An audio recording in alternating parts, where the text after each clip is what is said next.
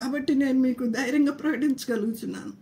మనం ఎలాగున్నాం, మనం ఏ విధంగా మనం దేవుని వాక్యాన్ని ప్రకటిస్తున్నాం, ఆయనకు బదులుగా మనం నిలబడుతున్నామంటే మనం అసలు యోగ్యులమేనా? ఒకసారి మనల్ని మనం పరీక్షించుకుందాం. ఆ పౌలు శీలలు చూడండి, కొట్టిన తిట్టిన, నిజంగా మమ్మల్ని ఇక్కడ దేవుడు ఎందుకు నిలబెట్టాడో మాకు తెలియదు, కానీ అటు చుట్టుప్రక్కల ఉన్న వారిని చూస్తుంటే ఎందుకు వచ్చి ఇక్కడ పడ్డామా అని అనిపిస్తూ ఉంటుంది. కానీ దేవుడు ఏం చెప్పాడు? ఈ మాటలు నేను చదివినప్పుడు ఈరోజు ధైర్యం తెచ్చుకున్నాను, నేను బలపడ్డాను నేను. అందుకే నేను మీకు ఈరోజు ఈ విధంగా బోధించగలుగుతున్నాను. దేవుని యొక్క జీవవాక్యాన్ని చేతబట్టుకుని జ్యోతుల వల్లే ప్రకాశించమన్నాడు. అలాంటి సువాసనమైన జీవితం జీవించటకు దేవుడు మనకి కృప చూపించును గాక. ఇంకా వాక్యం ఉంది, ఇంకా కొన్ని సమయం అయితే అయిపోయింది. ఇంకొక వాక్యం చూసుకుని మనం ముగించుకుందాం రక్షణ గురించి. రెవల్యూషన్ 7:10 ఒక మాట చదువుకుందాం. రెవల్యూషన్ 7, ప్రకటన 7:10.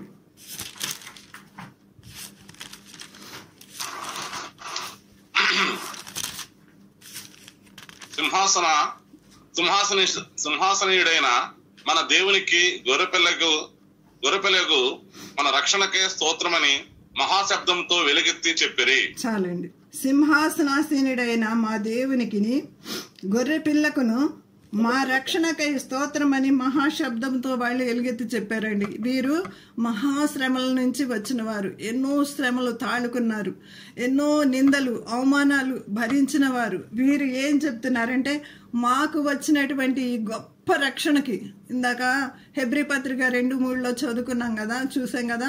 హెబ్రీ పత్రిక 2:3, ఇంత గొప్ప రక్షణను నిర్లక్ష్యం చేస్తే ఎలా తప్పించుకుంటాం? ఆ గొప్ప రక్షణకై దేవునికి స్తోత్రమని పరిశుద్ధాత్మ దేవుడు వారందరూ చెప్పినటువంటి మాటలను మనకి ఇక్కడ తెలియజేస్తున్నారు అనమాట. వీరు మహాశ్రమల నుంచి వచ్చిన వారు.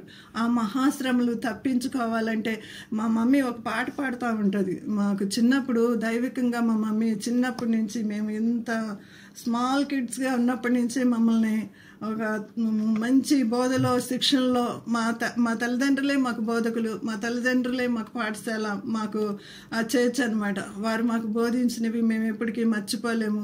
మా తల్లిదండ్రులు ఇప్పుడు లేకపోయినప్పుడు కానీ పరలోకంలోంచి చూసి మమ్మల్ని చూసి మేమందరం కూడా మా తల్లిదండ్రులు పుట్టిన మేమందరం కూడా సేవలోనే ఉన్నాం. మమ్మల్ని చూసి ఆనందిస్తారని మేము నమ్ముచూ ఉన్నాం అన్నమాట. వారు చెప్తున్నారు మహారక్షణకై దేవునికి స్తోత్రమని. మా మమ్మీ పాడిన పాట ఒకటి గుర్తుకొస్తుంది. నరకమనునది నిరతముండునయో, ఆ ఘోర నరకమునందు పాపులు బాధపడుదురయో, గప్పు గప్పున ఎగయుచుండునయో, ఆ ఘోర నరకమునందు పాపులు బాధపడుదురయో, అగ్ని ఆరదు పురుగు చావదు కొరుగుచుందురు పండ్లు పటపట తిరిగి తిరిగి ఏడ్చుచుందురు పరుగులెత్తుచు వెదుకుచుందురు. అక్కడ ఏమి ఉండదండి, ఎంత మీరు మొత్తుకున్నా సరే నిత్య నరకాగ్ని. ఆ నరకాగ్నిని తప్పించుకోవాలంటే రక్షణ సిద్ధపరిచాడు యేసు ప్రభు మన కొరకు. రక్షణ సిద్ధపరిచారు. రోమపత్రిక 6:23 ఏముంటుందంటే, పాపము వలన వచ్చు జీతము మరణం, మరణానికి మాత్రమే పాత్రులము, అపరాధముల చేత చచ్చిన వారమై ఉన్నాం మనం.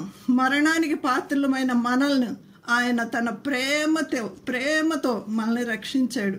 రక్షణను సిద్ధపరిచి వెళ్ళారు.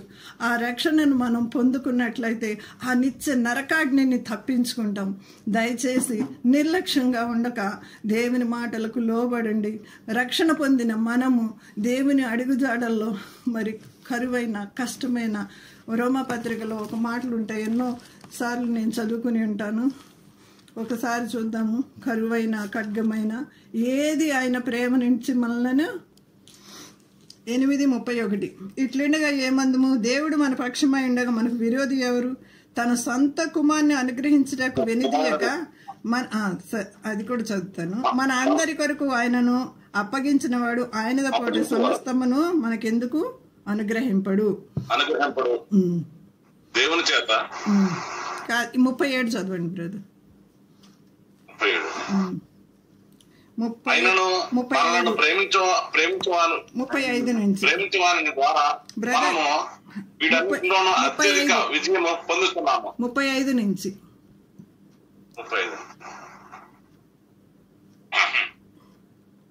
35 క్రీస్తు ప్రేమ నుండి మనలను ఎడబాటు శ్రమైనను బాధైనను హింస అయినను కరువైనను వస్త్రహీనత అయినను ఉపద్రవమైనను ఖడ్గమైనను మనలను ఎడబాపున ఏది కూడా ఆయన ప్రేమ నుంచి ఇందును గూర్చి వ్రాయబడినదేమనగా నిన్ను బట్టి దినమెల్ల మేము వధింపబడిన వారము వదకు సిద్ధమైన గొర్రెలమని మేము ఎంచబడిన వారము. చాలు అయినను మనల్ని ప్రేమించిన చాలు. ఇలాంటి ప్రేమ నుంచి మనల్ని ఎడబాసేవారు ఎవరూ లేరు. ఎలాంటి శ్రమ అయినా, ఖడ్గమైన, హింస అయినా, వస్త్రహీనత అయినా, ఉపద్రవం అయినా ఏది కూడా క్రీస్తు ప్రేమ నుంచి మనల్ని ఎడబాయ నేరదు. ఇంత గొప్ప రక్షణను మనము నిర్లక్ష్యము చేయొద్దు. దేవుడి చిన్న వాక్యంను దీవించును గాక. ఒక చిన్న చరణం పడతాను.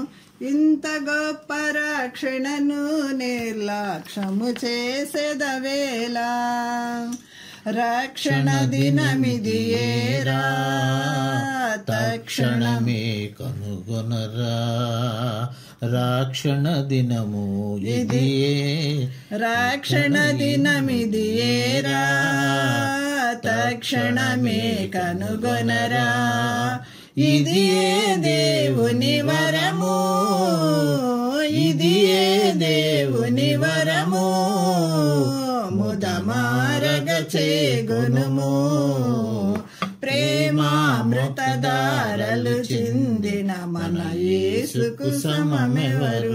హల్లెలూయా. ప్రేమామృతధారలు చిందిన మన యేసుకి ఎవరు సమము కానే కారండి. ఇంత గొప్ప రక్షణ నిర్లక్ష్యం చేస్తే మనం ఏమీ తప్పించుకోలేము. దేవుడి చిన్న మాటలు దీవించును గాక. హల్లెలూయా. మరి అద్భుతంగా మరి అందించిన వాక్యాన్ని బట్టి దేవునికి వందనాలు.